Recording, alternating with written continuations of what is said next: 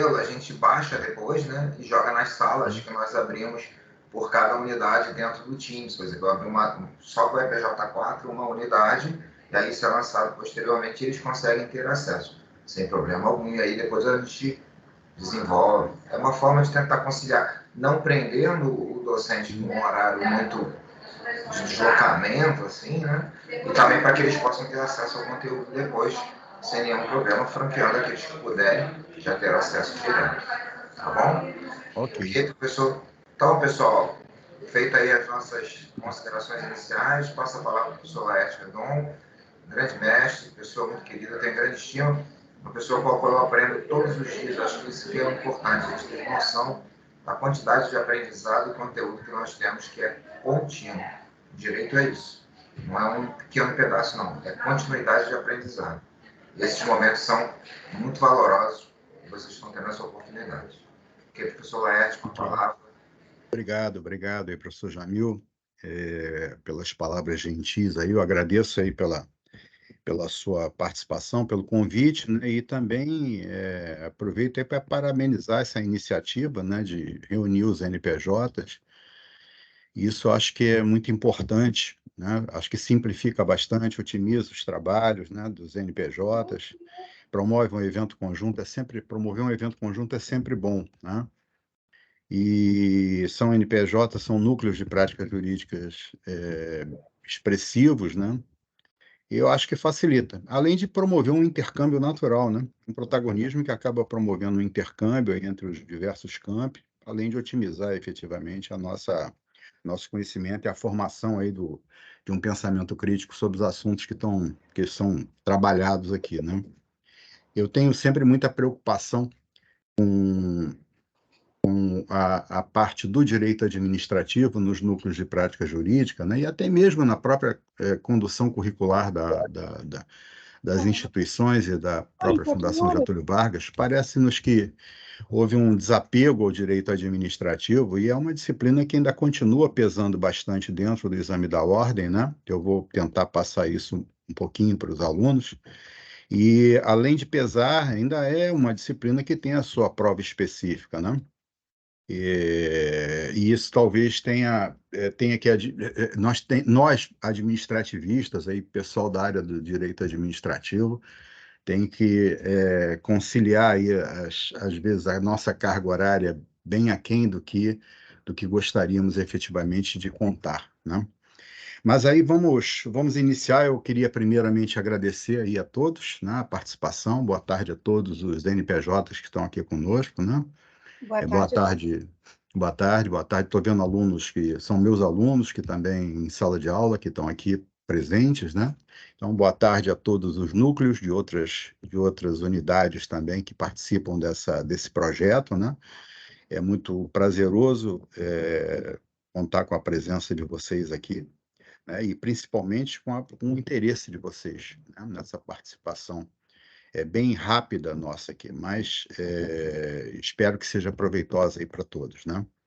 Eu agradeço também a participação aí dos eventuais colegas que fizeram parte nessa organização e declaro aqui a minha satisfação de estar aqui e poder compartilhar um pouquinho das vivências nessas lides que envolvem direito administrativo, tá?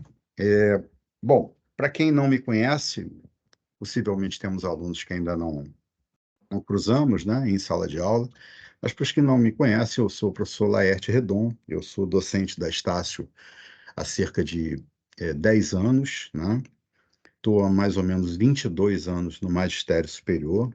Eu fui coordenador adjunto de Campo Grande por 4 anos, uma unidade que, à época em que nós entramos, lá em 2017, ela contava com cerca de 2.100, quase 2.100 alunos, né? Isso é bem representativo, isso em termos comparativos aí com as nossas instituições de ensino superior aqui do estado do Rio de Janeiro, isso significa mais ou menos uma vez e meia a Universidade do Estado, o curso de Direito da Universidade do Estado do Rio de Janeiro, né? Lá são 1.500 e poucos alunos, e nós tínhamos nos corredores ali do West Shopping cerca de 2.100 alunos. Isso é bastante representativo. Foi um período muito profícuo, um período muito bom, um aprendizado muito bom para mim, né? Eu sou egresso da Universidade do Estado do Rio de Janeiro, sou egresso da UERJ, lá no final da década de 80, né? Minha formação já vai há algum tempo. Sou mestre em Direito da Administração Pública, esse é o meu espaço de saber, né? Fui agente público por cerca de 30 anos, né? Distribuídos aí na área de segurança pública, na área de defesa e até no judiciário, né? Onde eu participei durante cerca de 2 anos do Tribunal Regional Federal na segunda região, prestando assessoria à presidência e depois à sétima turma. Todo o desenvolvimento do meu trabalho vem em cima exatamente da administração pública federal, das lides federais, do direito administrativo aplicado em âmbito federal. Isso vai, de certa forma, vai ao encontro do que vocês têm por enfrentar na Ordem dos Advogados, né, no exame da ordem, no exame de ordem lá promovido pela Fundação Getúlio Vargas, né, já que vocês não têm a menor perspectiva de serem cobrados na legislação estadual nem na legislação municipal, né? Isso afasta uma boa carga de trabalho, de pesquisa e de estudo de vocês. Então, e vem também a calhar, porque foi a minha área de atuação durante algum tempo. O tema que eu me propus aqui a apresentar, deixa eu fazer buscar aqui uma projeção, só para facilitar didaticamente o nosso trabalho, né? Vamos ver se a gente consegue. Ok. Bom, esse aí é o nosso tema, né? A nossa temática. Pessoal que tiver interesse em fazer perguntas, pode deixando as perguntas aí no chat, né? Se ele estiver aberto, que nós vamos respondendo aí na medida do possível, né? Eu não tenho como fazer um acompanhamento aqui imediato, né? Sem que promova aí uma fratura no meu raciocínio, tá? Então, esse é o tema que a gente escolheu, né? Dentro das trilhas possíveis, eu achei interessante trabalhar determinados assuntos à luz da prática, né? Daquilo que vocês vão ter que lidar no enfrentamento com a administração pública. É muito pouco provável que todos os que se formarem e estão presentes nessa sala, em determinado momento, não tenham que enfrentar a administração pública, não tenham que enfrentar o Estado, seja no âmbito municipal, seja no âmbito estadual, ou aqui, como nosso foco, no âmbito federal. O enfrentamento vai ser mais ou menos semelhante em todos esses níveis, né? No mesmo passo que eu escolhi esse tema, depois eu refleti, né, sobre essa escolha e me perguntei, caramba, será que é nessa abordagem que a gente está fazendo, não é uma abordagem muito pretensiosa, né? Falar sobre enfrentamento da administração pública, né? O que que isso pode promover na cabeça do aluno? Ele vai achar que vai encontrar receitas de bolo, receitas do caminho das pedras, e a ideia não é essa, né? O que nos orientou aqui a escolher esse tema é basicamente passar para vocês ou tentar transmitir um pouco dessa nossa experiência, né? Dos tempos em que eu estava dentro dos muros da administração pública e, consequentemente, conhecendo quais são as estratégias, quais são as posturas. Perdão, aqui que tem uma cachorrada aqui que deve ter chegado gente e eles estão ativos aqui. Deixe-me só fazer um bloqueio rápido aqui, tá? Para que nós não sejamos prejudicados com isso.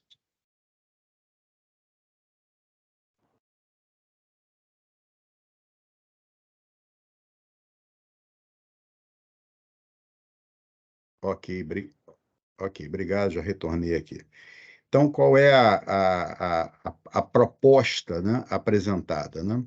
A proposta, ela leva em consideração esse período, essa experiência que a gente teve durante algum tempo na administração pública, e essa experiência necessariamente ela é traduzida em sala de aula. A gente tenta apresentar para vocês, os meus alunos de direito administrativo, eu costumo sempre ilustrar as falas em sala, a apresentação dos tópicos com exemplos, né? Com exemplos, muitos deles traduzidos da vivência que a gente teve. Então, o que a gente procura aqui, né? Procura não dar o caminho das pedras, mas apresentar para vocês uma preocupação que muitas vezes pode ser dispersada, né? Pelas novas ondas que vêm, de alguma forma, contagiando o direito administrativo, né? Por que a gente fala de enfrentamento em tempos de consensualidade, né? O que mais, talvez essa palavra, né, consensualidade, seja uma das palavras mais praticadas hoje no curso de direito, né? Durante décadas e décadas, nós, docentes das instituições de ensino superior, a própria formatação dos cursos de direito, se habituou a formar gladiadores, né? Se habituou a formar combatentes, pessoas dispostas ao combate, pessoas dispostas a ir ao judiciário. Não havia uma preocupação de promover a solução consensual de controvérsias, tá? A ideia de autocomposição, a ideia de uma administração pública consensual era algo absolutamente distante, né? Em muitos casos, se argumentava que a administração pública não podia se transformar numa administração consensual porque o interesse público ele seria indisponível. E, em sendo indisponível o interesse público, o administrador público não poderia negociá-lo, né? Não poderia colocar na mesa de negociações, colocá-lo na mesa de negociações. Isso foi um dogma que, durante muitos anos, inibiu a formação de um pensamento crítico nessa área, um pensamento crítico voltado para a ideia de consensualidade. Graças a Deus, a partir aí fala-se em década de 80, década de 90, eu digo que, na verdade, o grande boom começa a surgir no início desse novo século. Nós passamos a admitir a possibilidade de, estimulados pelo que vem de fora, exatamente, pelo que vinha especificamente dos Estados Unidos e da Europa, passamos a admitir a possibilidade da administração pública se consensualizar, né? Ou seja, buscar soluções consensuais para as suas controvérsias. Partindo de uma premissa, não é premissa minha, é uma premissa específica do professor Diogo Figueiredo, né? Que o interesse público, ele de fato, ele é indisponível, né? Mas os meios de se alcançar esse interesse público seriam disponíveis. Eu falo de Diogo Figueiredo, né? Falecido não há muito tempo, um grande administrativista de escola e de uma vanguarda, né? Um criador de pensamento jurídico na nossa área. Ele entendia exatamente que o interesse público ele realmente não pode ser negociado, mas os meios para se alcançar esse interesse público poderiam sim ser negociados e necessariamente não precisaríamos adotar a linha judicial para alcançar o interesse público. Então, poderia alcançar por outras soluções. À época, chamava-se de alternativas, né? Hoje a gente começa a falar sobre adequadas, né? Então, hoje, fruto desse entendimento, fruto desse pensamento, a gente começa a respirar ares que são mais leves, né? Começamos a respirar um novo formato, né? Um novo formato administrativo, de direito administrativo, voltado para essa ideia de consensualidade. Os gládios, então, as espadas, né, começam a se mantêm afastadas. E cada vez mais vemos aí advogados do Estado, e aí meus respeitos à Advocacia Geral da União, à Procuradoria Geral do Estado do Rio de Janeiro, à Procuradoria Geral do município, que buscam constantemente aperfeiçoar esse pensamento, seja dentro das suas instituições, seja passando essa vivência, essas experiências para a academia, né? Muitos são professores e acabam fazendo uma escola específica. Então, nesses momentos, né, de lucidez administrativa, contamos aí com a participação dos advogados públicos, criando esse novo pensar, criando essa nova visão, né? Mas é uma visão que tem que ser adequada. Vocês, pelo menos, que estão começando as suas respectivas carreiras, né?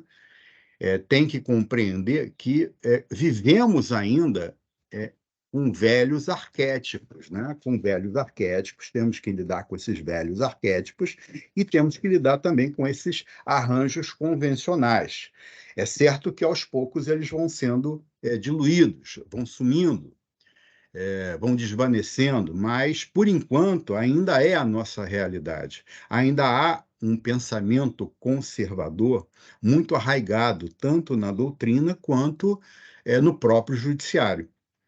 E vocês vão lidar com isso.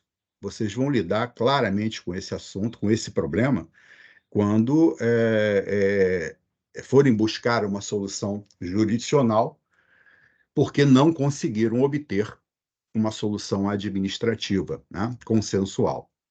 Em muitos casos, inclusive, talvez essa solução consensual no âmbito do judiciário, através das audiências de conciliação, na forma do novo Código de Processo Civil, né, sejam de plano rejeitadas, né? E isso acaba gerando essa demanda, essa necessidade de estarmos aqui sempre com a preocupação de enfrentarmos os velhos arquétipos, mas para enfrentá-los a gente precisa conhecê-los, né? Eu, quando falei isso, é uma crítica, tá? A ideia é que a gente possa construir um pensamento, né? Um pensamento crítico em cima desse assunto, mas eu não estou falando não estou tratando o direito administrativo de forma fantasiosa. Na prática, a gente tem, sim, continuamos com uma boa parcela do Poder Judiciário muito conservadora e muito, vamos dizer assim, aspas, fazendária, né? A gente tem juízes muito fazendários. E isso acaba promovendo uma esquiva na prestação jurisdicional, né? Com base exatamente em presunções que não deveriam ser tão prestigiadas, né? Há uma presunção de que o erário tem sempre que ser protegido, há uma presunção de que todo o privado, né, postula em face da fazenda pública, constitui potencialmente um risco à própria fazenda pública, né? Então, isso é uma ideologia falsa, mas que muitos ainda admitem e aceitam e praticam essa ideologia. Se entrincheiram dentro dessa ideologia, né? Essa rigidez, esse falso pudor com relação ao tesouro, que serve para fundamentar algumas conveniências decisórias, tá bom? Não é incomum a gente imaginar que o pensamento, de perceber o pensamento de que o espaço público, né, é um locus de virtude, enquanto o espaço privado é um locus de vícios, né? E, consequentemente, o juiz é uma espécie de bastião, né, em defesa das virtudes, e ele acaba tendo essa postura extremamente conservadora e fazendária. Eu não vou entrar no mérito aí das políticas, né?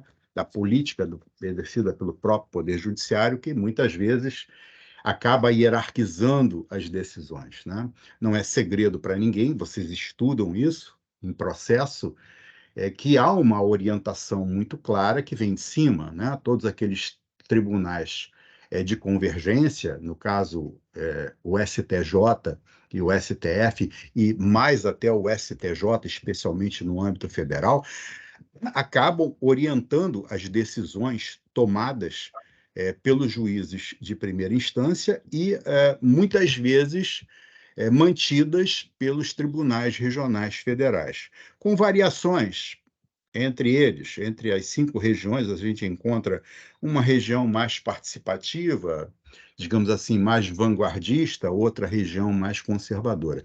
A nossa, aqui no Rio de Janeiro, eu, pelo menos, a considero bem conservadora, né? Nós temos aqui no Rio 8 turmas de desembargadores federais, são um total de 27 desembargadores, né? 24 são integrantes de turmas, cada turma tem 3 desembargadores, e a metade delas, os outros 3 cargos são cargos decisórios, né? A presidência do tribunal, a vice-presidência e a corregedoria, mas metade dessas 8 turmas decidem o direito administrativo. Então, são causas essencialmente que, na sua essência, trazem o direito administrativo. As outras 4 turmas dividem o restante das disciplinas, tá? Bom, o que é que você tem que se preocupar? Abstraindo essa primeira parte aí de introdutória, né? A ideia era, primeiro, justificar o porquê que a gente escolheu esse tema, né? Por que a gente escolhe falar sobre enfrentamento e não de consensualidade.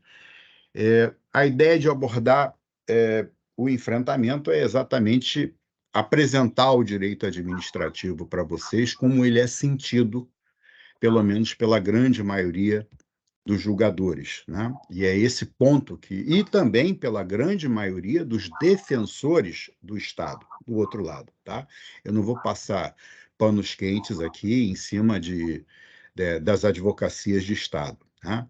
Existe uma certa independência entre os órgãos quando não há uma orientação centralizada, seja do advogado-geral da União ou da Consultoria-Geral da União, seja da Procuradoria-Geral do Estado e da Procuradoria-Geral do Município. Os advogados, eles atuam com bastante liberdade, né? E essa liberdade acaba se justificando todas as vezes, ou pelo menos a liberdade de pensar de maneira conservadora, né? Acaba se justificando dentro daquela noção de defesa do espaço público, né? De defesa do locus de virtudes, né? Que é o espaço público. Então, fica muito tranquilo você adotar uma postura conservadora e não buscar uma postura mais vanguardista, né? Quando você vai enfrentar a administração pública, alguns cuidados têm que ser promovidos, né? Primeiramente, levando em consideração as peculiaridades do direito administrativo, né? O direito administrativo é uma disciplina, como eu disse aí, altamente sistematizada, tá? Por mais que você, que já estudou direito administrativo, pense diferente, ela é altamente sistematizada.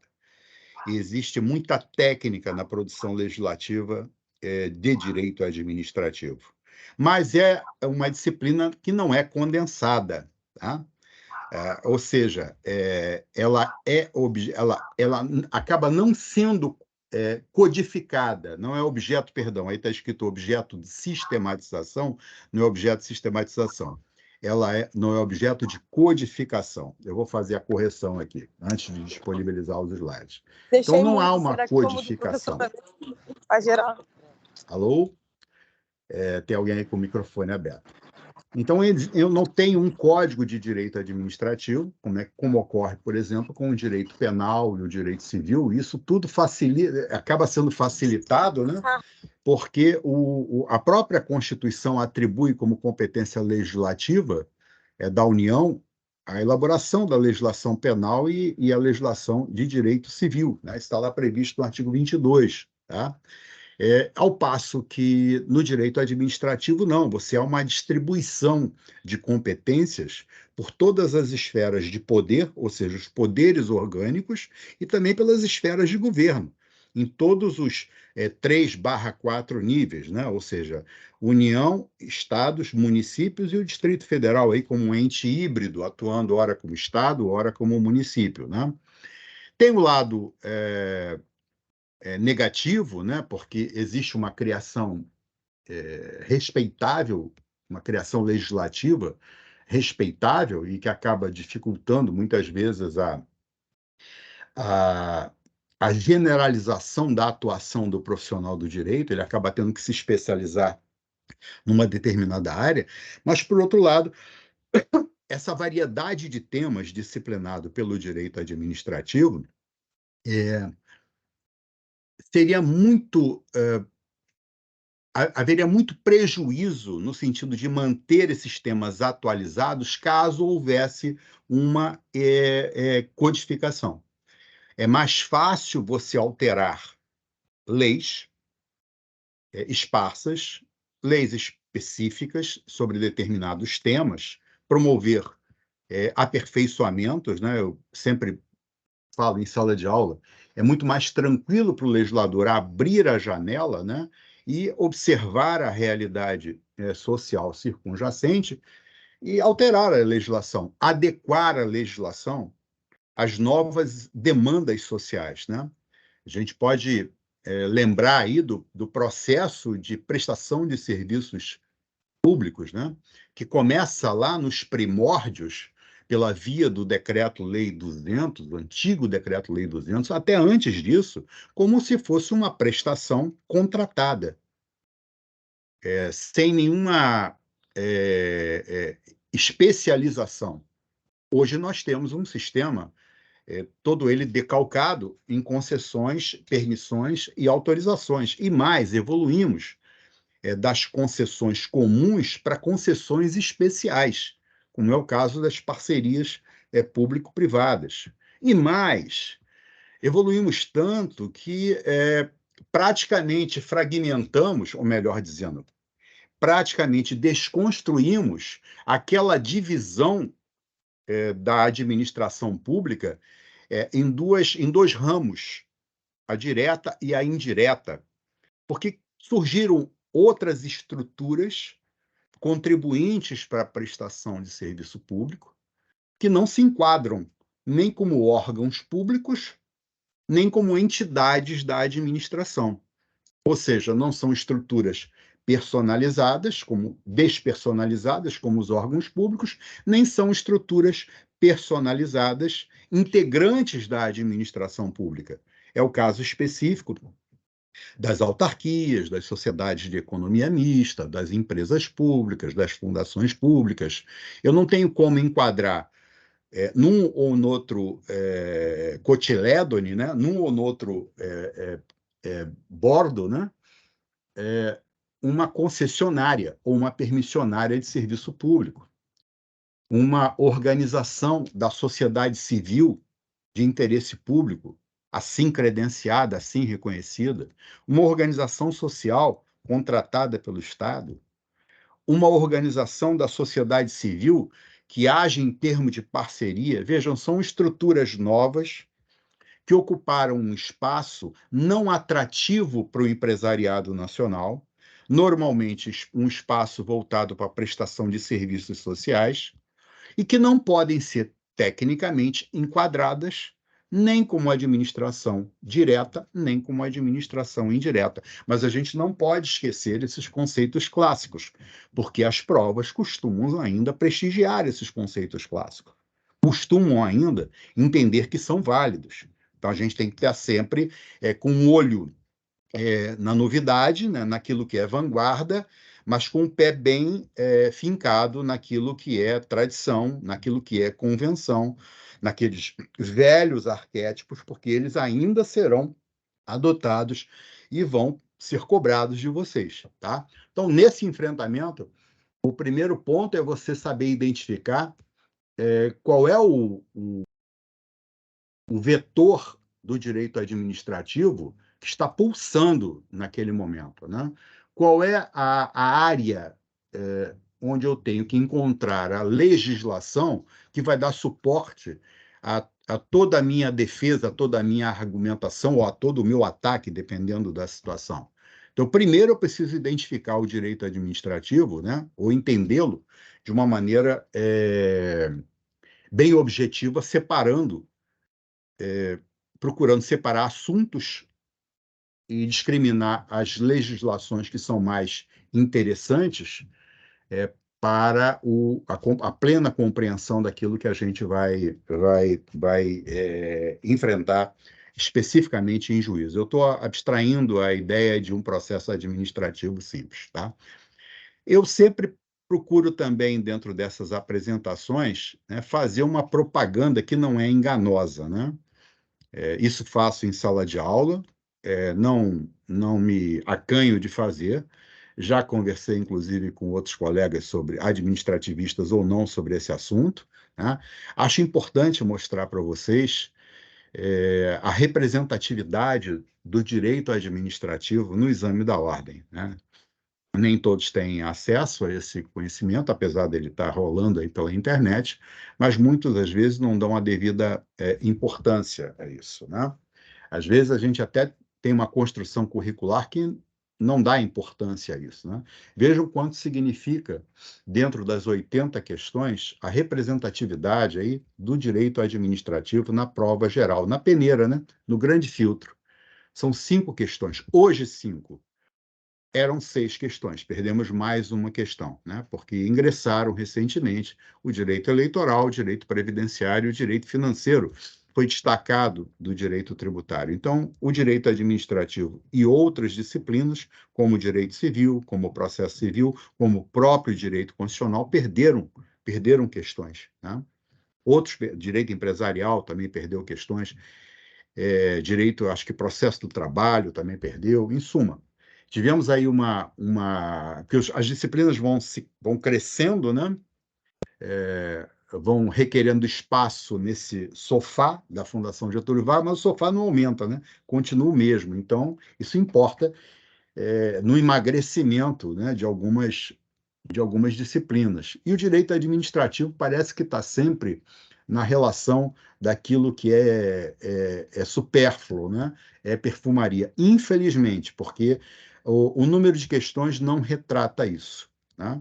O número de questões deixa bem claro que o direito administrativo merece prestígio curricular, sim, merece prestígio não apenas nos estágios, né, nos núcleos de prática jurídica, mas também nos currículos das instituições de ensino superior. A gente não pode, pura e simplesmente, entender que é mais uma perfumaria. Não, ele responde por 5 questões. É quase a mesma coisa que o direito civil, é quase a mesma coisa que o processo civil, é quase a mesma coisa que o direito penal e que o processo penal. E a carga horária talvez não seja compatível comparando com essas disciplinas. Então, a gente vê que é sempre uma aflição para o professor de direito administrativo, especialmente aqueles que gostam de deitar a cabeça no travesseiro e dormir com serenidade, né? Cumprir o programa. É sempre muito difícil a gente cumprir o programa, por conta exatamente dessa desconexão entre a relevância para efeito de exame da ordem e a disponibilidade em sala de aula. Eu sempre também, acho que todos os professores de todas as disciplinas têm esse sentimento também, né? A gente sempre tem um sentimento de que deveria ter mais tempo, tá? Mas nem sempre isso é possível e nós temos que nos adaptar, nos adequar a essa realidade. Então, mas fica aí esse quadro para que vocês tenham a dimensão da importância da disciplina que a gente está tratando aqui, né? Isso é um quadro temático também que eu sempre trago, dos tópicos, das questões que são, dos temas que são mais abordados nas questões de direito administrativo. Então, aí tem uma discriminação, agentes públicos. Por exemplo, na Estácio é o nosso tema digital, né? Organização administrativa, que eu sempre bato em sala, eu perco bastante tempo, né? Quando a gente fala em organização administrativa, falamos na estruturação da administração direta e indireta, serviços públicos sempre presentes, né? Licitações e contratos administrativos, intervenção do Estado na propriedade, improbidade. Improbidade é uma espécie de puxadinho dos servidores públicos, né? Dos agentes públicos.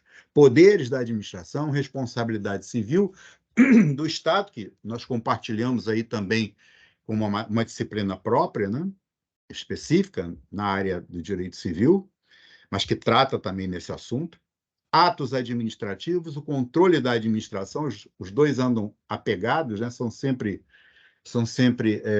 adesivados, atos e controle, né? Os atos são as manifestações de vontade. Normalmente, essas manifestações de vontade é que serão atacadas, é aquele despacho de deferido ou indeferido que vai ser atacado, é aquela negativa na obtenção de um direito que vai ser atacada, ou então é aquele deferimento do direito, mas não nos termos em que foi requerido, não no conteúdo em que foi requerido, né? Isso vai ser atacado. O processo administrativo, que é uma primeira oportunidade de enfrentamento, é a possibilidade que você tem de insurgir-se contra a administração ou contra a decisão, essa manifestação volitiva da administração, sem ingressar no plano judicial, né? Buscando ainda uma espécie de composição no nível administrativo. Talvez essa composição, o uso do nível administrativo, ou da esfera administrativa, melhor dizendo, talvez viabilize, inclusive, a autocomposição, viabilize a possibilidade de conciliarmos com a administração pública e, finalmente, solidificarmos esse conceito de administração consensual. Eu aguardo aí para os próximos anos, né, uma alteração na legislação que disciplina o processo administrativo para prever exatamente situações mais concretas, inclusive um processo específico para conciliação, né, sem depender tanto da legislação atual, né, da lei, perdão, da legislação que atualmente orienta o processo de composição e autocomposição na esfera administrativa, né, a Lei 13.140, né, que tem uma aplicação específica.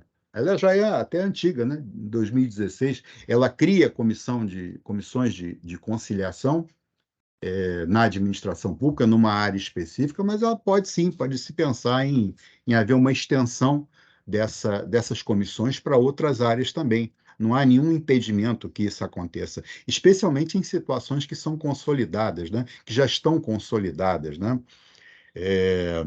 Por que exigir da parte a busca de uma solução no Poder Judiciário quando a questão já está absolutamente resolvida no plano administrativo? Tá? É o exemplo aí que aconteceu em 2010 com a morte de um trabalhador, na verdade, por um equívoco de um atirador de elite da Polícia Militar, né? Isso já tem algum tempo. Esse atirador ele acabou sendo absolvido, mas com certeza houve um erro na execução no discernimento sobre o que estava acontecendo. O trabalhador ele carregava uma furadeira, e isso à distância foi confundido com uma submetralhadora, uma metralhadora, e um tiro foi dado e esse trabalhador morreu, né? E isso foi reconhecido pela própria administração. Mas no mesmo passo não havia o reconhecimento do dever de indenizar, né? E quebrou-se um paradigma quando o Estado aceitou consensualizar essa indenização. Isso é um marco, é um divisor de águas muito importante realmente. Aí tem um gráfico de temas também dentro, né? A distribuição daquilo lá nesses temas. Temos aqui um gráfico de peças, né? Eu sempre gosto de mostrar que as peças no direito administrativo são em muito menor número do que nas demais disciplinas. Eu acho que fica muito conveniente para aqueles que se sentem com pouco tempo ou com dificuldades para estudar o, o, a prova dissertativa, no que diz respeito à prova de elaboração de peças processuais. Veja, o número é muito pequeno. Mandado de segurança, contestação específica, normalmente em mandado de segurança ou em ações de cobrança, ação popular, apelação, petição inicial, ação civil pública. Isso aí está ligeiramente desatualizado. Falta aí os 2 últimos exames da ordem, né? Aqui o gráfico de teses nessas peças também. Tudo isso aí eu vou deixar a critério disponibilizar para vocês, né? E no que diz respeito à identificação da legislação que você vai ter que trabalhar ou que você vai ter que estudar para poder defender o seu cliente e, consequentemente, atacar a administração pública, eu costumo dividir o direito administrativo nesse gráfico de pizza aí, esses 4 quadrantes, né? Isso é um vício antigo que eu tenho desde que eu comecei a ministrar a disciplina. Eu entendo o direito administrativo como uma parte geral, não declarada, né? Temos aí uma teoria geral do direito administrativo, no mesmo molde que o processo civil, no mesmo molde que o direito penal, no mesmo molde que o direito civil. Só não há declaração específica, mas temos assuntos que integram a parte geral, ou seja, são temas que têm que ser dominados. Eu perco muito tempo nessa parte geral, em sala de aula, exatamente porque reputo isso como esses assuntos como os mais relevantes. Sem eles, a gente não tem o alicerce necessário para enfrentar a parte aplicada, o direito administrativo especial. Na parte geral, que está em vermelho, né, a teoria geral, os princípios, os poderes, os atos e o controle da administração pública sempre, né? O ato é a manifestação de vontade, a decisão é a publicização da vontade administrativa, né? E o controle dessa vontade, que pode acontecer interna corporis, pode acontecer espontaneamente, né? De ofício, ou pode ser provocado, né? Pode haver uma provocação. Ou pode ser uma questão que envolva controle externo também, né? Então, quando falamos em controle, falamos necessariamente em mandado de segurança, em auxílio do judiciário, em busca de controle pelo próprio Poder Judiciário, quando não há a administração não se sente não se sensibiliza para a necessidade de reverter o seu posicionamento no plano administrativo. Aí você, vez por outra, é obrigada a enfrentá-la, ir ao mandado de segurança, que possivelmente teremos aí, será assunto de uma outra exposição específica, mais prática, né? Os bens da administração pública, não há novidade, quem já estudou a parte geral do direito civil sabe de onde extrair os conceitos, né? Mas temos leis específicas, a estrutura da administração pública que foi trabalhada, foi construída, arranjada desde a década de 60 e até hoje ainda permanece dicotomizada, né? Permanece uma divisão. Já vimos aí, eu iniciei a nossa apresentação falando da inconsistência atual dessa divisão em administração direta e indireta, porque temos estruturas que representam uma descentralização, mas que não se enquadram nem como administração direta, administração orgânica, nem como administração indireta, administração de entidades. A responsabilidade civil resenhada lá no parágrafo 6º do artigo 37, mas construída a partir do conceito de responsabilidade objetiva. No quadrante azul, a gente tem os serviços públicos e os servidores públicos. Os servidores públicos, no âmbito federal, evidentemente, né, para efeito do exame da ordem, e se você for enfrentar o Estado em outros níveis, você vai ter que conhecer o estatuto ou especial ou geral dos servidores públicos. Se você vai enfrentar no âmbito do Estado e o teu cliente é um policial, além do Estatuto dos Servidores Públicos, que é a lei geral, você vai ter que trabalhar também a lei especial, o Estatuto Específico dos Servidores Policiais, né? Os serviços públicos, e aí temos uma gama grande aí de prestadores de serviço público, de delegatários da prestação de serviço público, os concessionários, os permissionários orientados por lei própria, né? Os autorizatários não previstos especificamente na lei que regulamenta o artigo 175 da Constituição, mas que também existem, né? Eu já menciono sempre em sala de aula que existem autorizatários, que existem prestadores de serviços que mantêm uma relação precária com a administração pública, onde prevalece o interesse do prestador, né? Para a manutenção dessa prestação. Temos aí as parcerias público-privadas, temos as questões que envolvem organizações sociais, organizações da sociedade civil de interesse público, parcerias e tal. Quando eu divido também Estado e propriedade, né? Estado e propriedade, por isso o EP aí, são as intervenções do Estado na propriedade, móvel e imóvel, e as questões relacionadas à defesa econômica ou defesa da concorrência, que chamávamos de intervenções do Estado no domínio econômico no passado. Hoje perdeu espaço essa expressão, né? Mas perdeu espaço, não, ainda encontramos a expressão nos livros, mas é mais adequado tratarmos isso sob o prisma da defesa econômica. Nas intervenções do Estado na propriedade, temos um intercâmbio aí com o direito civil, né? Quando trata de posse e propriedade, a gente sabe que a propriedade ela se sustenta em um tripé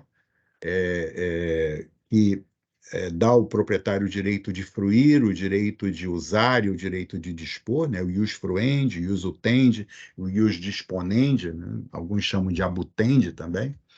E a intervenção ela vem tentando cortar ou interferir nesse tripé de sustentação, ora impactando na fruição, ora impactando no uso, né? E quando ela impacta nos três, quando ela secciona, eu tenho aí uma intervenção drástica. Não é mais uma intervenção branda, é uma intervenção que transfere um bem privado do patrimônio privado para o patrimônio público, né? É o que a gente chama de desapropriação. Mas encontramos diversas outras intervenções do Estado na propriedade aí. As licitações e contratos e contratos também são tópicos relevantes, né? Não é incomum, eu, pelo menos, durante boa parte da minha carreira pública, eu lidei com esse assunto, eu lidei com essas questões, mais especificamente 6 anos lidando aí com contratos de vulto, né? Contratos da administração pública federal, contratos em que a gente tinha que enfrentar muitas vezes escritórios de renomados administrativistas, alguns meus ex-professores, né? Então isso era algo, para mim foi até um momento que eu me senti muito envaidecido e prestigiado, porque tive a oportunidade de compartilhar com verdadeiros ícones, né? Verdadeiros ícones do direito administrativo, Eli Lopes Meirelles, a quem eu fiquei vinculado durante 1 ano e meio em São Paulo, Caio Tácito, Alexandre Mário Marzagão, Diógenes Gasparini, a própria Maria Silvia Zanella, Celso Antônio Bandeira de Mello, né? Carlos Ari Sandfeld, quer dizer, um monte de feras aí, né? Que contribuíram muito para a minha formação. Licitações e contratos é um assunto também interessante, porque você pode estar ali disponível a defesa de empresas que participam desses processos licitatórios ou que são contratados e que não possuem um departamento jurídico. Quando a gente fala em distribuição, deixa eu dar só uma aceleradinha, porque nós já estamos aí com um tempo bem contadinho, né? Quando falamos em teoria geral, essas são as leis que eu sempre recomendo para que todos tenham na cabeceira, né? Já que não há codificação, eu tenho que encontrar um jeitinho de ter esse material comigo, né? A Constituição Federal sempre em todos os quadrantes do direito administrativo, no que diz respeito especificamente aos artigos 37 e 43, não somente esses, mas notadamente esses. A gente vai encontrar direito administrativo no 173, no 174, no 175, no 241, mas esses são os mais relevantes, no 216 também, né?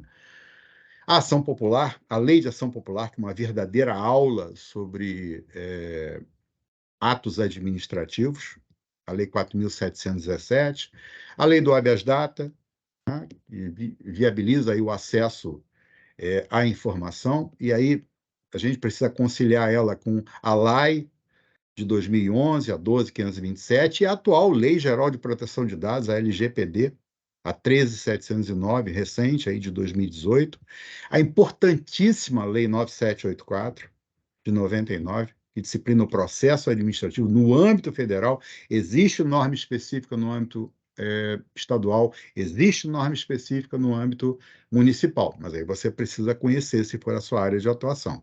No âmbito federal, prefeito do exame da ordem, isso aí é o mais importante. O mandado de segurança, a lei do mandado de segurança, de 2009, a ação civil pública, 7.347, o próprio Código Civil, quando trata de bens. Bens, nós temos aí a competência patrimonial, pela 9.760, a administração de bens imóveis, pela 9.636, a estrutura da administração no Decreto-Lei 200, de 67, as leis das agências reguladoras, a Lei Geral da 9986 e as leis específicas, né? Quando falamos de enfrentamento à administração pública, aspas, indireta, né? Quando falamos de enfrentamento às entidades, eu sempre ressalto em sala de aula, é necessário, é importantíssimo que a gente conheça a lei, ou a lei que a criou, no caso das autarquias, ou a lei que autorizou a sua criação, no caso das fundações, empresas públicas e sociedades de economia mista. Tá? A lei de consórcios, de 2005, consórcios seria uma espécie de parceria público-público, né? São estruturas públicas que entram em parceria. A lei de abuso de autoridade. Na área do serviço público, além da Constituição, o Estatuto de Servidores Civis da União, a lei de concessões e permissões, essa aqui é 10 entre 10 possibilidades dela cair numa prova, né? A Lei 8987. Uma lei que a complementa, a Lei 9074, a Lei de Outorga de Concessões e Permissões, a LIA, que vem em reforço ao Estatuto dos Servidores, a Lei de Improbidade Administrativa recentemente alterada, a mesma lei do processo administrativo, a 9784, também interfere aqui nos serviços públicos, a das organizações sociais, a das OICIPs, a das parcerias público-privadas, que são espécies de concessões especiais. No sistema S, SESI, SESC, SENAI, SENAC, SENAT, SEBRAE, todo o que a gente chama de sistema S, são várias estruturas voltadas para a prestação de serviços sociais, né? Por isso os nomes, Sistema S, são várias leis, temos que conhecer individualmente cada uma delas. A lei dos consórcios públicos, também já mencionada, também tem atribuição aqui, e o regime jurídico de parcerias com as organizações da sociedade civil, a 13.019. No âmbito do Estado e propriedade, além da Constituição, a Lei Geral de Desapropriações, a Lei de Desapropriação por Interesse Social, as desapropriações confiscatórias, né, 8257, as duas relacionadas à reforma agrária, a Lei Complementar 76 e a Lei Ordinária 8629, o Estatuto da Cidade, especificamente no que diz respeito para a desapropriação para fins de urbanização, né? O velho decreto-lei do tombamento de 25 ainda incrivelmente atual, né? E a lei do CAD, a Lei de Defesa da Ordem Econômica, a Lei 12.529, aqui é a intervenção do Estado no domínio econômico. Na área de licitações e contratos, ainda a velha 8666, Lei de Licitações, cuja vigência era para se terminar agora, em abril, né, passado. Houve uma prorrogação dia 31 de março por medida provisória, não apenas da Lei 8666, mas também da Lei 10.520, de 2001, a Lei do Pregão, e a Lei do Regime Diferenciado de Contratações, a Lei 12.462. Elas estão valendo, a princípio, até 31 de dezembro deste ano. Mas, na verdade, serão superadas, serão substituídas e já estão sendo. A maior parte da administração pública, não, no âmbito federal, não contrata mais pela Lei 8666, não abre procedimentos pela Lei 8666, abre os procedimentos pela Lei 14.133, mas a Lei 8666 continua a reger os contratos que foram formalizados na vigência dela, né? E uma lei específica, se tratamos aí de empresas públicas e sociedades de economia mista, licitações e contratos só subsidiariamente obedecem à Lei Geral de Licitações, porque existe lei própria, a Lei 13.306 de 2016. Como é que a gente vai interpretar, como é que a gente ainda, para concluir, né, ainda interpretamos uma relação jurídica administrativa? Como eu disse, falamos em consensualidade, essa é a nova bandeira, né? Essa é a bandeira que está tremulando, né? É uma parte de noções bem objetivas, no sentido de estimular a administração pública a buscar soluções pacíficas, soluções consensuais, mas ainda enfrentamos os velhos arquétipos, né? Ainda enfrentamos um arranjo ainda retrógrado, né? E que vai pensar desta maneira, ainda vai entender que a administração pública, em relação aos administrados, ela ostenta um patamar que a coloca em posição de desigualdade jurídica. Ela é superior aos administrados. De fato, não há a menor dúvida que a desigualdade jurídica ela fica clara se entendermos que a administração, como órgão executor das políticas governamentais, ela lida com o interesse público, e o interesse público deve prevalecer sobre o interesse individual, né?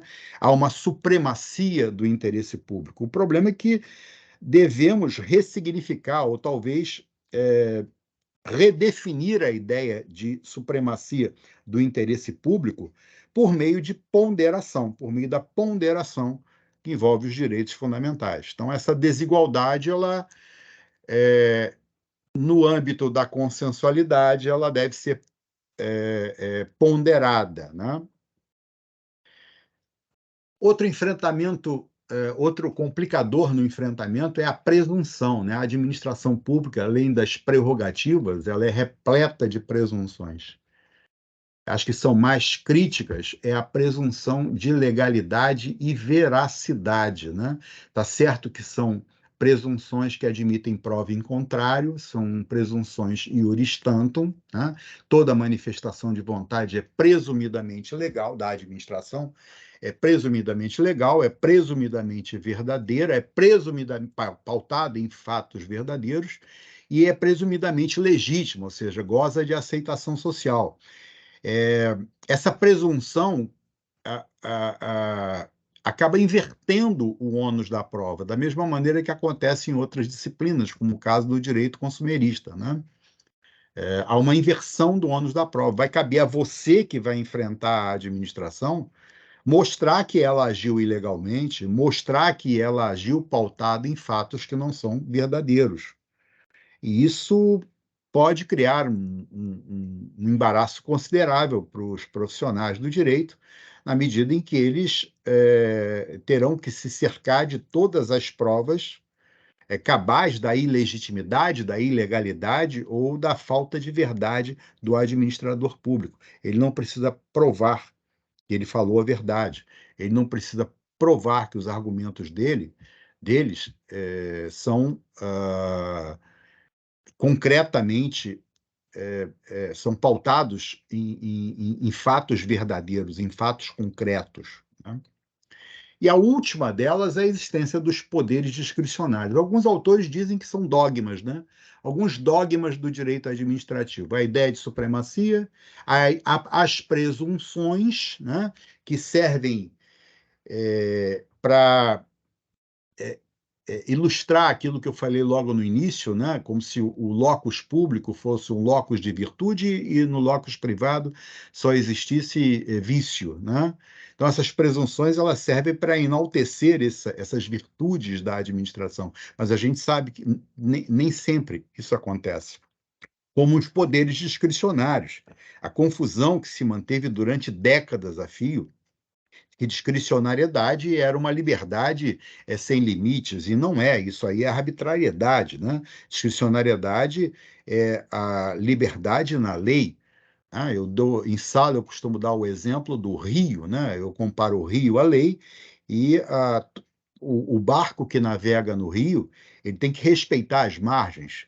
Se ele extrapola essas margens, se ele abarranca em relação a uma dessas margens, ele não agiu com discricionariedade, ele agiu com arbitrariedade, né? E mesmo o zigue-zague que eventualmente ele faça para ir do ponto A ao ponto B, fazendo com que essa derrota, né, essa trajetória demore mais tempo, tem que ser justificada. A gente tem que imaginar que essa discricionariedade ela não pode servir de véu para tornar o ato administrativo insindicável.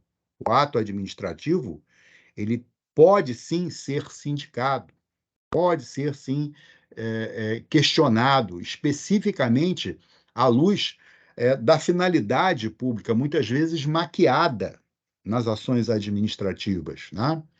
Às vezes é muito difícil você conseguir provar que a ação administrativa é viciada, é maculada pela falta de finalidade pública, ou ela esconde atrás de uma fachada de interesse público uma perseguição ou uma benesse que é imotivadamente projetada sobre uma determinada pessoa, ou um determinado patrimônio, ou um determinado interesse.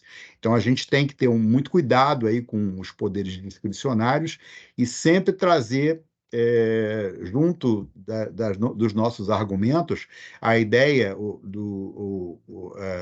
da razoabilidade e da proporcionalidade, né?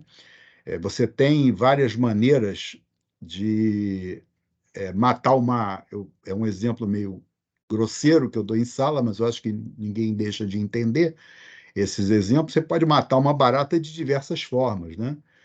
Não há dúvidas que você dar uma chinelada na barata é a forma mais razoável e proporcional, mas você alcança o mesmo efeito jogando uma televisão em cima dela. No entanto, olha o prejuízo que você vai gerar à administração fazendo isso. Então, é uma forma de compreender que o uso do poder discricionário ele pode ser sindicato, sim. A ideia de mérito administrativo, hoje em dia, ela pode sofrer uma sindicância no que diz respeito à observância da proporcionalidade ou da razoabilidade. Tá bom? Eu acho que eu até extrapolei um pouquinho aqui a nossa apresentação, né? Não era essa a ideia, mas infelizmente é sempre complicado cumprir esse tempo de 50 minutos, principalmente professores que são fominhas, como eu, né? Eu gosto de ficar, se os alunos não me avisam, eu vou varando as aulas, e aí, de vez em quando, vem um lá, levanta o dedinho, professor, 10h40, já estourou o prazo, 9h40, já foi, já, né? já passa o intervalo, vamos embora. Então, é o que eu poderia, quer dizer, é o que eu tenho a contribuir aí com vocês. Espero que isso tenha, de alguma forma, sirva de proveito aí para os alunos aí dos NPJs e para os demais convidados aí, os demais que participam aqui conosco dessa empreitada, tá? Obrigado aí mais uma vez aí ao professor Jamil e aos demais coordenadores aí dos núcleos envolvidos aí.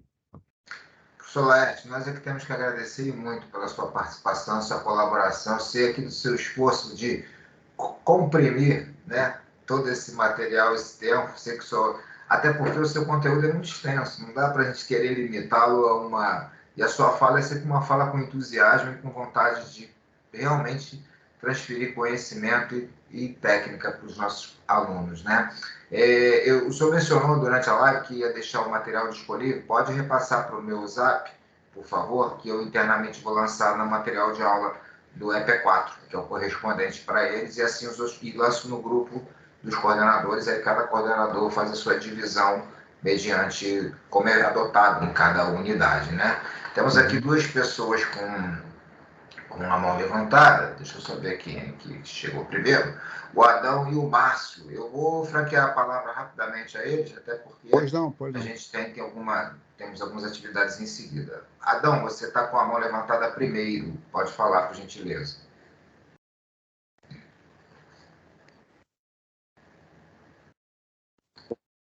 A todos, só agradecer, Jamil, só agradecer, Laerte.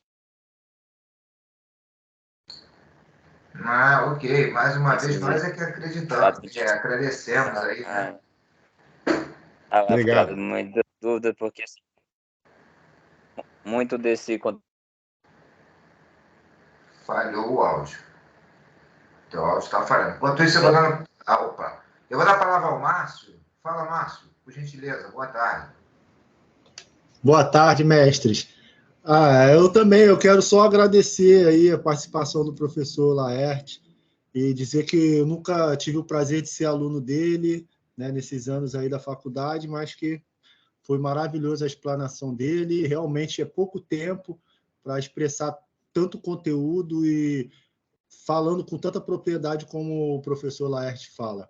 Agradecer o senhor também, professor Jamil, por ter promovido, né, esse encontro e o que vem sempre fortalecer aí nossos conhecimentos. Agradeço bastante. Obrigado. Obrigado. Lembrando que isso é um polo aí, né, como o professor Laerte lembrou bem, uma ideia que a gente quis. Eu entrei depois, a ideia já veio, né, do professor Marcelo, lá de Alcântara, e aí nós temos várias unidades, Caxias, com a nossa professora, daqui da unidade que vocês conhecem, professora Catiane, coordenando NPJ em Caxias, professor Leonardo Gouveia, lá na ilha, né, e uma forma de otimizar para que vocês possam ter acesso a um conteúdo de qualidade como esse que nós passamos, e também poder dar espaço e tempo, embora um pouco filtrado, mas para evitar o deslocamento do docente, que já contribui com a gente aqui nesse sentido. Fábio, para fechar a fala, você levantou a mão por último aí, pode falar, por gentileza. Fábio Lacerda. Boa tarde a todos. Professor Laerte, é sempre um prazer ouvir a sua aula. A minha pergunta é bem rápida, é sobre essa discricionariedade, quando ela é muito excessiva, abusiva, ela pode ser alcançada pela lei de abuso de autoridade? Pode. Em tese, sim. Em tese, se você conseguir comprovar que a discricionariedade foi utilizada no sentido de promover um desvio de finalidade, entendeu? E, às vezes, isso é maquiado, né? Em alguns casos, vou dar um exemplo bem simples, eu desaproprio você é meu desafeto político, eu desaproprio o seu espaço, o seu terreno, para construir uma casa de amparo à mãe pobre. Não há dúvida que há um interesse público nisso. Não há dúvida só que eu estou maquiando a minha ação administrativa com um interesse velado de te prejudicar. E você é meu desafeto político. Eu dou esse exemplo em sala porque é real, aqui numa cidade do interior do Rio. Né? Um prefeito fez exatamente isso. Promoveu desapropriações para alcançar o seu desafeto político. Então, ele usa da discricionariedade na escolha de um terreno, né, de um determinado terreno, com o propósito de maquiar toda essa desafeição dele. Né? Então, em tese, seria possível. Agora, tem que ficar bem bem amarradinho, né? Muitas vezes é muito difícil, porque são questões que caem no subjetivo, caem na subjetividade do administrador público, né? Se não há um depósito de provas de que essa desafeição, né, ela de fato existia, ela era concreta, é complicado de você provar isso, tá? Mas é possível, em tese sempre é possível. É só que é quase como na ação popular, né, professor? Tem que é condenado em sucumbência e provar que houve interesse, o uso indevido, né, É a da mesma ação. linha, né? Mesma linha, né? Mesma linha. Verdade. Bom, gente, mais uma vez, muitíssimo obrigado aí a todos vocês, mas é claro, em especial ao professor Laerte, que nos deixou aí mais um legado do seu conhecimento, da sua ampla. Eu sou muito fã do professor Laerte, né? Então vou ficar aqui, só falta bandeirinhas, camisas, aquela coisa toda assim, ele sabe disso. Eu sou um entusiasta, embora eu lecionei alguns trimestres aí durante a pandemia e agora mais recentemente, ano passado, de administrativo, mas sempre que eu tenho uma palestra do professor Laerte, eu vou lá tirar uma casquinha, né, cara? A gente tem que aprender o tempo todo com quem sabe. Senão não adianta. Senão a gente ficar aqui repetindo a coisa mecânica, não funciona. Mestre, obrigado. Passo a palavra para as suas considerações finais. Logo em seguida eu vou encerrar a gravação e pedir desculpas. Não, fica aí meu agradecimento a você, aos demais coordenadores, né? Mais uma vez, repito, e agradecimento à presença, agradeço a presença dos alunos aí, o material vai ficar gravado. Estou à disposição, deixei aí o meu e-mail, né, um e-mail de contato, quem tiver interesse, né, e nas unidades onde eu leciono, é só me procurar e estamos sempre à disposição, tentando ajudar na medida do possível aí os nossos alunos aí, né. De todas as verdades que a gente consegue, eu lido, né? A maior delas é que eu gosto de fazer o que eu faço, né? Eu gosto da aula, independentemente de considerações de ordem salarial, financeira.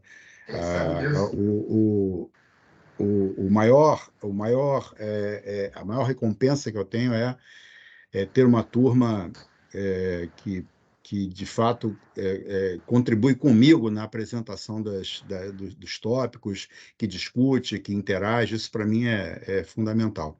E esperemos aí que o direito administrativo ganhe novos adeptos aí, né, para a gente não ficar tão refém aí dos apaixonados pelo direito civil e pelo direito penal, né? São as paixonites aí, acaba sobrando para o pessoal os patinhos feios aí, tributário, trabalhista, administrativo. a gente fica só, será que dá? Se sobrar alguma coisa, a gente pega lá, né? Assim, isso aí vai lá. Tá obrigado. Bom, mestre, muitíssimo obrigado. Se eu puder mandar o material, eu repasso para eles e repasso para o grupo dos coordenadores também. Muitíssimo obrigado.